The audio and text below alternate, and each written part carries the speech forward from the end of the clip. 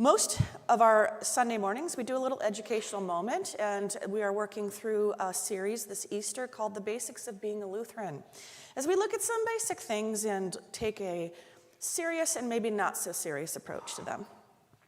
But today is a little more serious. We're talking about the proper way to receive communion. First thing to think about is when you receive communion, consider how you can use all 5 of your senses. You can see and touch the elements. You can taste the bread and wine. You can smell the yeastiness or the sweetness of the bread or the sweetness of the wine. You can hear the words of institution and the thanksgiving. Next, determine what method of communion will be used. Is it common cup, where we all take a sip from the same cup? Is it intinction, where we take the bread or wafer and we dip it into the wine or juice? So after our COVID experience, many of us feel odd about the common cup. We get a little, ooh. But actually, it's intinction that is the most germy of all the methods, because what happens is you kind of dip your wafer, maybe a little of your fingertips, into the wine. Well, what we do typically is we each take a cup that's already full of wine.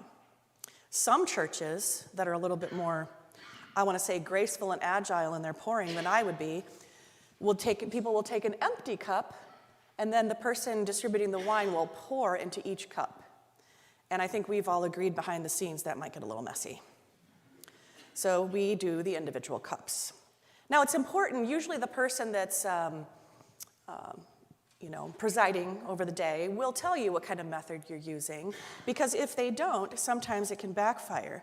And if they don't tell you what kind of method they're using and you're visiting another church, I would recommend watching the people in front of you, because it'll help you avoid a situation I had recently where I was taking communion at a service and the presiding minister did not tell us how it was going to be, and I was in the habit of what we do here, and I wasn't paying attention because I don't always, and I got up there and I grabbed the wafer and I started to put it in my mouth, and I realized, this is intinction.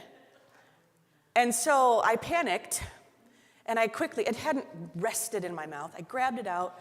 I went to dip it, and I realized, this is juice. And I was like, oops, and I went to the wine. So I got the blood of Christ shed for you multiple times. So what I read, if I did my research before that, I would have read the instructions that I will give to you today. Remain calm. If that happens to you and you eat your bread, you can ask for another piece. You can skip the wine. If your bread falls into the wine, you can ask for another piece. Remain calm. If I give you the bread and it falls, remain calm. You can pick it up. You don't have to put it in your mouth. You can hold it and put it in our little receptacle, or you give it to me. I won't give it to the next person.